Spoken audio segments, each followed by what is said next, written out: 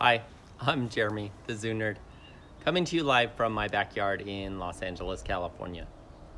How is everyone today? I hope you're well, I hope you're happy, I hope you're healthy, and I hope you're having some fun. Today is Saturday, or as I sometimes say, and many others, Catterday. And today we're going to talk about a very large cat that lives here in the Americas. Today's Critter Chat, we're talking about mountain lions. Mountain lions are known by many different names because they live in many different places. So they are also sometimes called Cougars or Pumas or Panthers. That one's especially prominent in Florida, where there is an animal called the Florida panther that is indeed a mountain lion.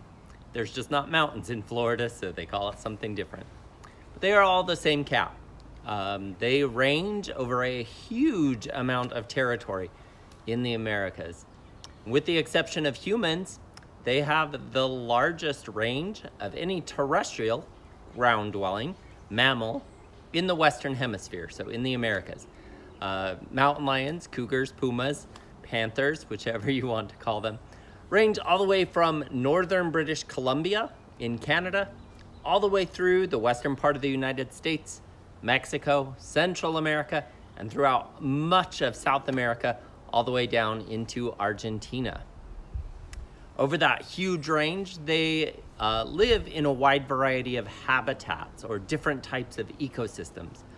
They live in deserts, they live in mountains, they live in forests, they live in wetlands, and they live in jungles through part of the tropics of Central and South America.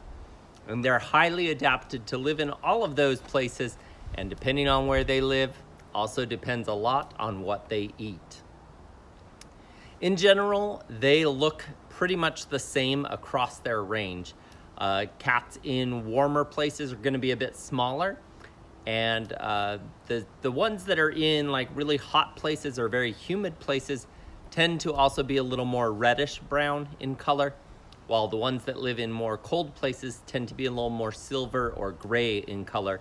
But in general, they're kind of that tawny, yellowish tan color throughout most of their range. The cats in colder climates also are a little bulkier and also have a little thicker hair. Scientists pretty much keep them as a single species throughout their range. With the Florida population being so isolated for so long, they now do recognize the Florida panther as a subspecies, and because it is so isolated and has been for hundreds of years, they say genetically it is a bit different and uniquely adapted to live in the wetlands in Florida, and it certainly deserves special protection as it is critically endangered. They can range in size individually from about 3 feet long up to about 5 feet long, with another 2 to 3 foot long tail. Females typically weigh between like 75 and 105 pounds, with males being closer to 115 up to 160, with a couple of record breakers being close to that 200-pound weight limit. They are a unique cat species because they're pretty large size, but they can't growl or roar in the same ways that the big cats can, not like a lion, a jaguar, a leopard, or a tiger, or a snow leopard. So they are not classified as a big cat with those guys. Instead, scientists call them the largest of the small cats. And to look at one and say it's a small cat is pretty crazy. They're roughly about the same size as a cheetah.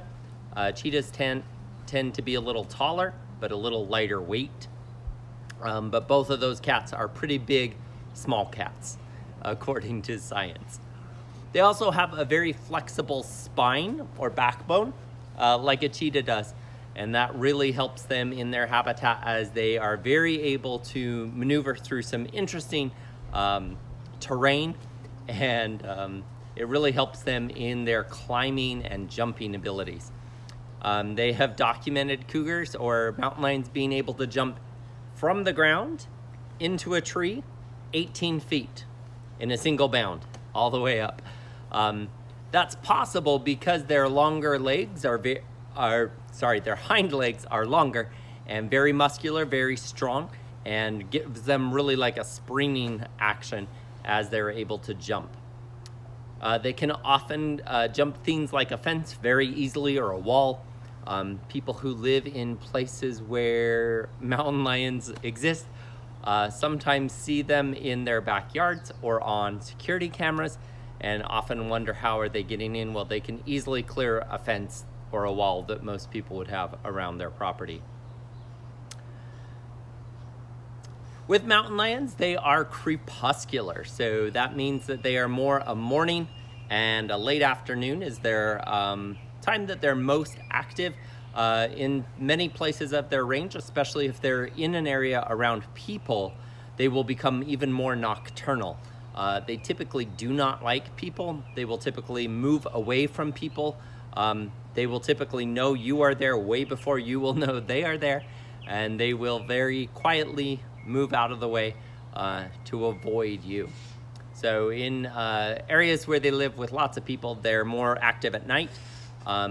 But in places where there's not a lot of people, where there's a big open wildland habitat, they tend to do most of their hunting, either in those first hours of the day, right before sunrise, through sunrise, and those first early morning hours, or also at the end of the day, just prior to sunset and the next couple hours after the sun goes down.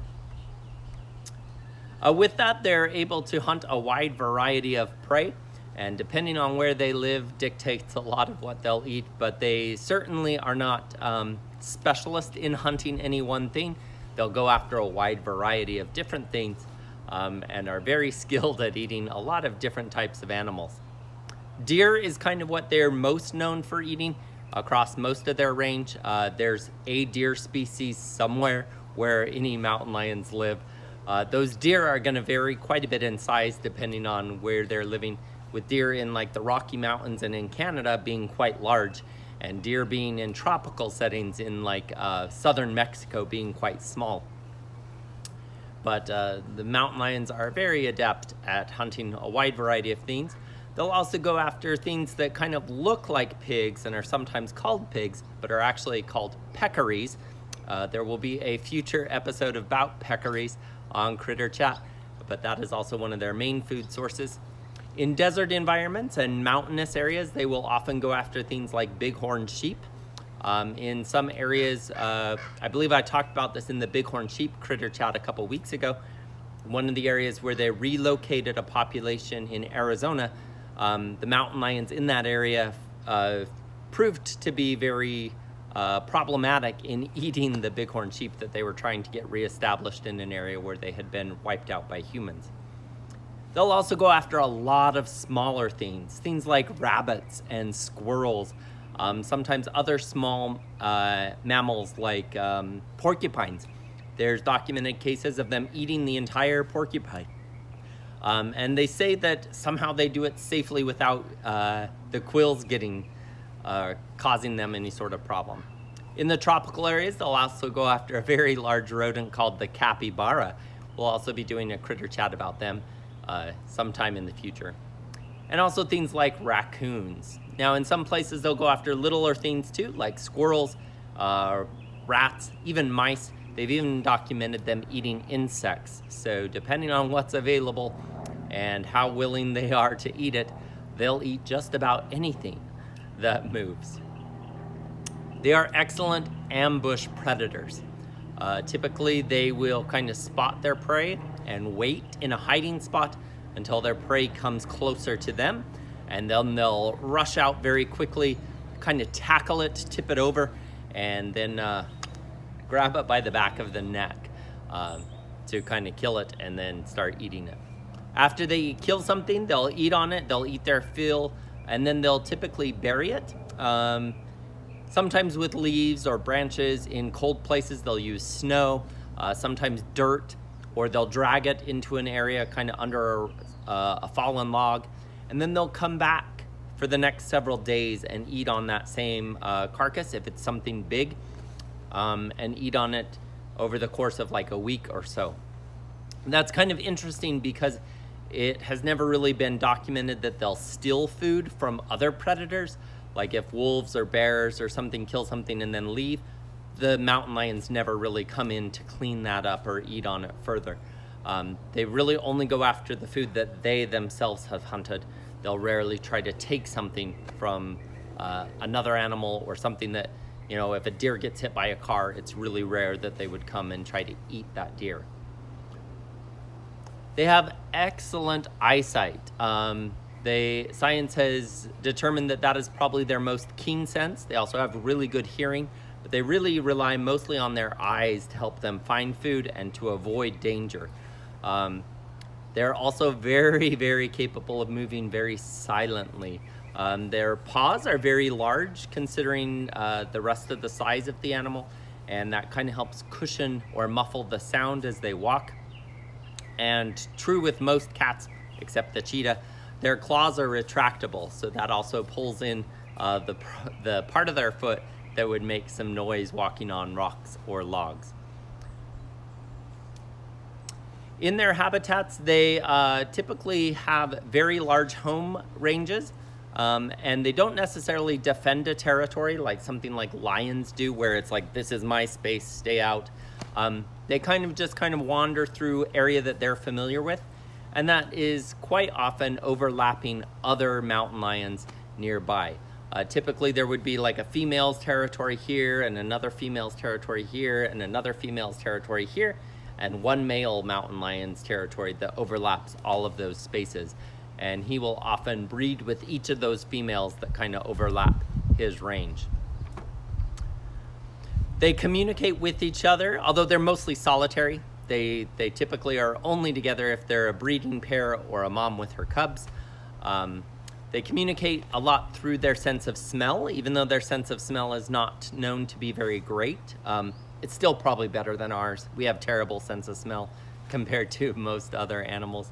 But they will do scent marking. They'll scratch on trees, they'll tear up the ground, and then they'll pee on it, they'll poo on it, and that leaves a scent trail for the other mountain lions in the area to kind of know who's around.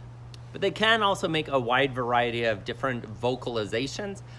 Typically in the movies, we hear kind of a screaming, growly sound. They are capable of making that sound. That is a legit sound for them, but it's not very commonly made. That's kind of a sound that is heard very, very rarely by people who do a lot of research with them or work with them in like a zoo setting. Their more common sounds are going to be like similar to a house cat, actually. Some hissing, some meowing. They say a growl that's a little lower, and some purrs. So they can kind of make sounds similar to like a house cat. Again, they don't want to draw attention to themselves, so they're going to be quiet for most of the time because they're trying to find their next meal. Let's see, what else do I need to cover in that section?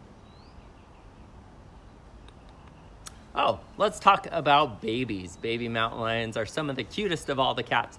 I'll post some great photos and videos later that show what they look like. Unlike their parents that are kind of one tawny, yellowish, brownish, tan color, babies have spots, and they're dark spots, and they also have blue eyes, and they're super, super adorable, the baby mountain lions. And then as they get older, when they're about 9 months old, their spots start to fade, and by about a year, their spots are completely gone.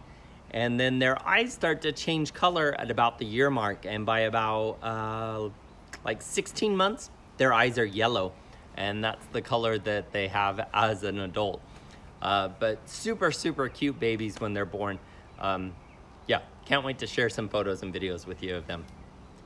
Typically the mom is pregnant, or her gestation period is 3 months. That's pretty common for most cats. House cats, I believe, are somewhere around there. Some of the bigger cats like lions and tigers are just a little more than that. They're like 3.5 months. So most of the cat family is kind of in that 3 month, give or take, range. And then she will typically have between 1 and 6 cubs. That's a lot, or that's a little. It's more usually like 2, 3, or 4 in most ranges. And In the well-documented populations, it's typically 2 or 3. They're finding more and more, although there are definitely cases where it has been as many as 6, and certainly cases where it's only been one cub. But 2, 3, 4, more common. Babies are only about 1/2 pound when they're born, up to maybe 1 pound in weight. They'll nurse from their mom for about the first 3 months. She'll start introducing solid food when they're about 6 weeks old. And then at about 3 months old, they'll start to follow her on hunting, although they don't really learn to hunt till they're about 6 months old. And then they'll stay with her until they're about a year and a half old, and then they're out. Typically, they will wander for the next year or so to find kind of a home range that works for them, a place sometimes nearby, sometimes very far. Sometimes they disperse or leave the place they grew up and wander really far distances, like hundreds of miles even, to find another suitable habitat. They can live typically in the wild. It's like 10 to 12 years. In a captive setting like a zoo, it's going to be closer to upper teens. Some have made it to 20. That's really just a reflection of the care they get in some of those facilities. Medical care, if they get hurt, get sick, they get medicine. And also they don't have to find their own food in that area. So they're not getting kicked in the face by a deer as they're trying to find dinner. And they don't have to kind of run and jump and hide from things as much when they're living in a zoo. And they just kind of have a little easier life, live a bit longer. So before Europeans arrived into the Western Hemisphere or the Americas, they used to live in the United States all the way coast to coast. It was pretty well documented by science, by fossil evidence, by early accounts of people who lived in some of the early colonies and stuff, that mountain lions, cougars, whatever you choose to call them, lived across most of Canada, most of the United States. And as Europeans started to settle and push the cities and towns and farms and everything further west, they became wiped out throughout much of the US range, with that little pocket remaining in Florida.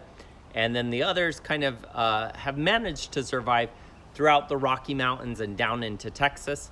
And of course, up in Canada, they've done pretty well throughout British Columbia and Alberta, where the mountainous areas are. And throughout much of Canada, they've now started to show up again quite a bit in eastern Canada. There's also been recent sightings of mountain lions kind of dispersing into some other states. They're still trying to really document what that looks like, what that means.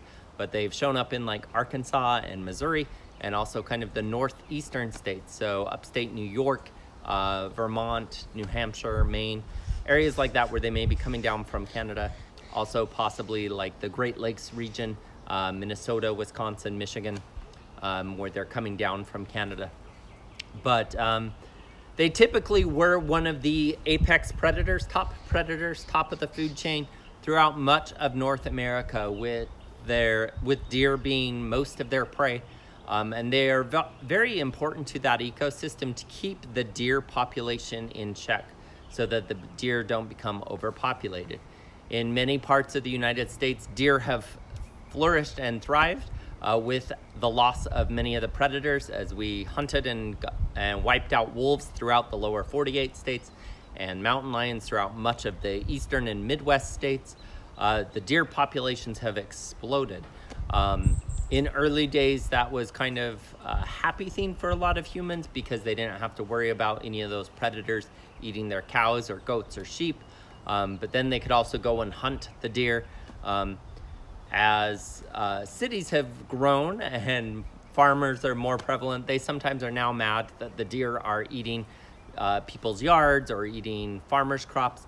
And in places where the predators remain, that seems to be a little less of a problem, as there's a little more balance in nature and there's not so many deer or other big vegetarians, with less predators kind of keeping those populations in check.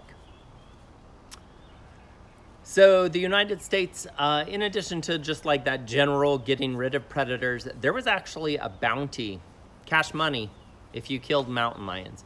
In California, that existed until 1963. Not that long ago. In the 1940s, the price of that was $25 for a male skin. If you brought that in, you could get 25 bucks. For a female, it was 35. So they were really trying to control and almost get rid of this species entirely. Up until not that long ago, 1963 is when they stopped paying a bounty in California. In 1990, here in California, where I live, they became a protected species in that you could no longer hurt, harm, or kill a mountain lion without just cause. So that had to be a permit from the state Game and Fish, because it's killing or eating or stalking your farm animals or your pets or your yard, or has caused problems with humans. Those are kind of the two reasons that they allow people to kill mountain lions in California. In several other states, there are no laws to protect them. And some people continue to shoot them on sight just because they feel that it's a predator that might come after their farm animals and such. So there's still kind of an ongoing dialogue as to how and why that works. They are not listed as endangered at all, with the exception of the Florida population, where the Florida panther, which is also now considered genetically distinct as a subspecies, is considered critically endangered. There are very special protections for that population. And there's also some captive work being done to possibly try to breed them in captivity, certainly save any that are injured or sick that can't go back to captivity, end up in a lot of zoos and sanctuaries in the Florida area. What else? I want to talk a little bit about some of the threats they face. So habitat loss is their biggest. They kind of need a large home range. They need a lot of land. They need some distance away from humans, and they need a lot of prey species so that there's plenty of food for them to eat. Throughout the American Western states, they have thrived in areas where there's not a lot of people. So kind of a lot of rural Utah, Colorado, Nevada, Arizona, parts of California, kind of around some of the national parks and stuff, they've done fairly well. Same with the northern states that have some open spaces, Montana, Wyoming, Idaho, Washington, Oregon. They've done fairly well in places where there's not a lot of people, and they've managed to have pretty good stable populations, although overall they do consider their population decreasing. Specifically as people continue to grow, the human population is continuously growing at a rate of about 9,000 people an hour, with another million people on Earth every 5 days. So that means that cities are growing, the need for food production and farming, ranching, all of that is continually growing and pushing all wildlife further and further and further out of the habitat or the land that people desire to use for themselves. That's a big ongoing problem that is happening to almost all species on a global scale. There are also other threats that mountain lions face. Conflict with people is a huge one. They are often viewed as being something very scary, something very dangerous, and people sometimes retaliate very quickly or will shoot on sight just because they're scared or nervous about a predator being in their area. Recently, in areas where there are a lot of people, a big problem that has arisen is that people are poisoning things like rats or other small animals that people don't want around, mice, rats, other things that you may be trying to poison to keep out of your yard. If one of those animals eats the poison and then goes running away, it may get grabbed by a predator that same night, like 5 minutes later. That affects a lot of different things. I mentioned it a little yesterday with owls. That's a problem with owls in urban areas. But that's a huge problem with things like mountain lions and other cats that live in a semi-urban setting, like bobcats.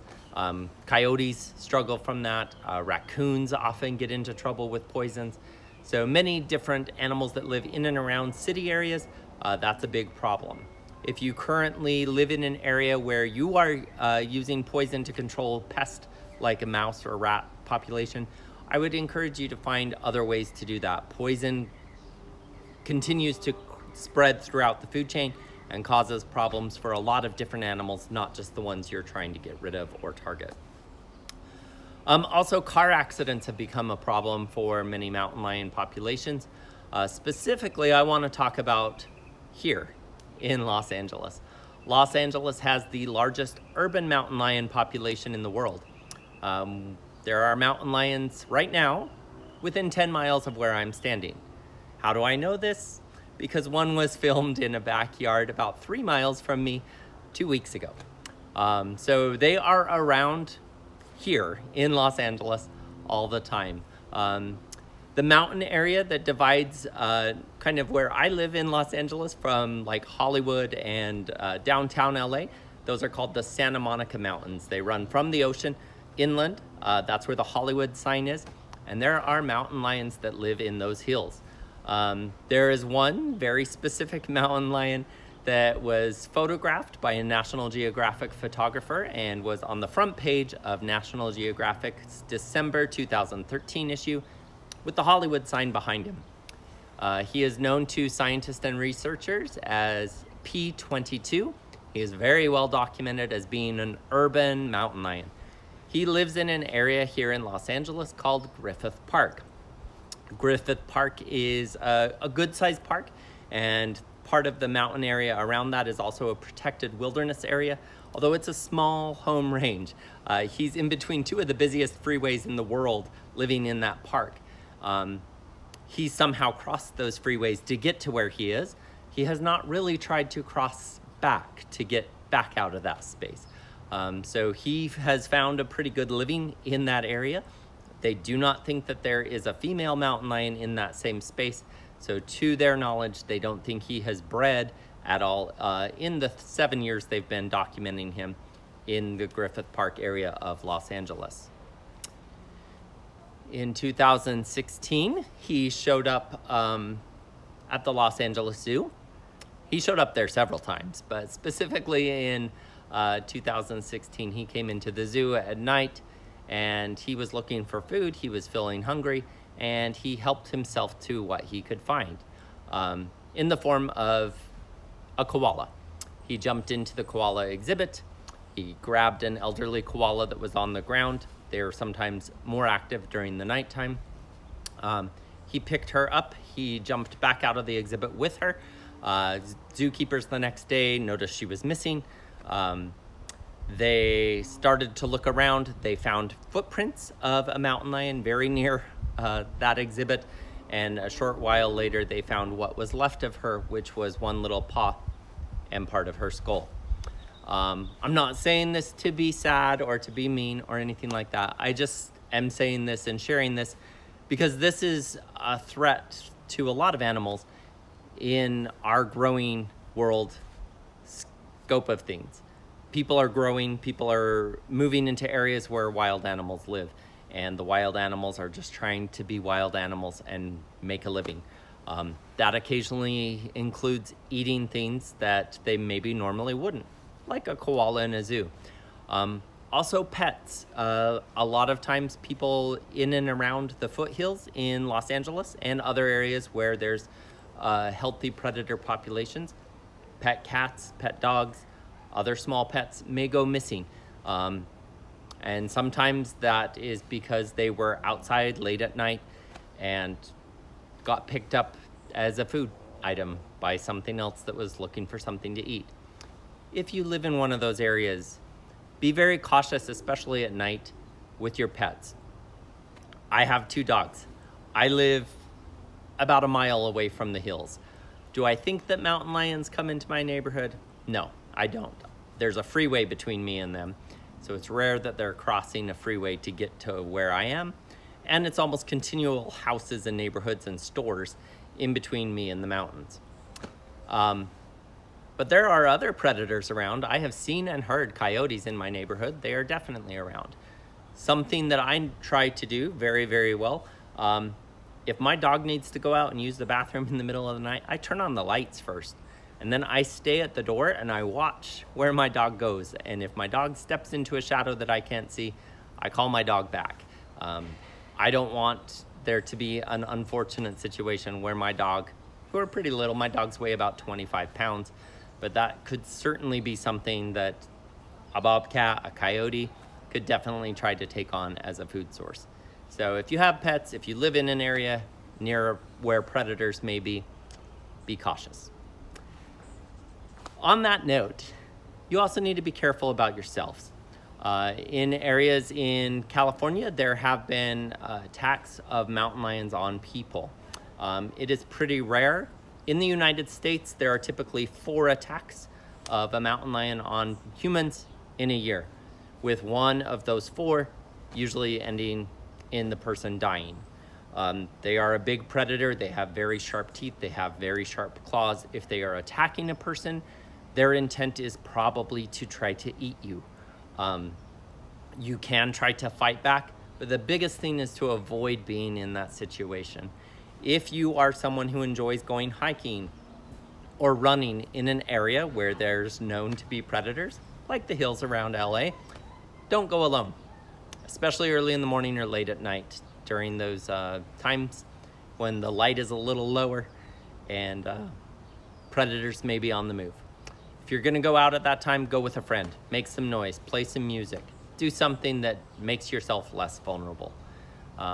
In our global world, that isn't a problem just in LA, that happens sometimes in other places. There's actually a city in India called Mumbai that has a very similar situation going on with leopards. Leopards live in the city of Mumbai. Los Angeles and Mumbai actually work together to share resources of how to help minimize large predator and human conflict in very big populated areas. And that's something we can all do a little more if we live in those areas. Our special shout out today is an organization called the Mountain Lion Foundation. They run the website at mountainlion.org. I'll be sharing some more information from them on the Facebook profile. What they do is really advocate for protection of wild places to keep the wild mountain lions in a safe place with lots of land and lots of room to roam with a healthy, happy prey species population for them to eat. They specifically work with the federal fish and game and local fish and game offices in all states where mountain lions live and help document when mountain lions are sighted in other states to help kind of raise awareness and educate people about living in and around areas near mountain lion populations. They have a really cool feature on their website where you can click on your state or a state that you're curious about and find out all about what is going on with the mountain lion population in that state. If you live in the Western US, I encourage you to take a look just so you're aware of what's going on in your state. Does your state allow them to be shot on sight? No questions asked. Does your state protect them? Does your state have a hunt? Check it out. See where your state stands. If you feel a certain way about any of those policies, remember that when you vote later this year in our election or in your primary if it's still coming up. How do those politicians feel about those things? What are they doing to change that? What are they doing to help protect the natural world in general? I encourage you to be informed. I encourage you to educate yourself, learn the issues, learn where people and politicians stand on those issues and what they're going to do in the future with those issues. That concludes what I have to say today about mountain lions and being involved and educated. As always, feel free to like, share, follow, and subscribe to any of my content across YouTube, Facebook, Instagram, and on my website at Jeremy the Zoo Nerd, where I upload all of my information on a regular basis. And full episodes of Critter Chats are on all those platforms. So if you missed one, feel free to go back and catch up and watch again. A reminder, I take Sundays off for myself to have a little self-time. So I won't be having a Critter Chat tomorrow, but otherwise I will see you on Monday. Have a very good Catterday, and until Monday, have fun, be safe, bye.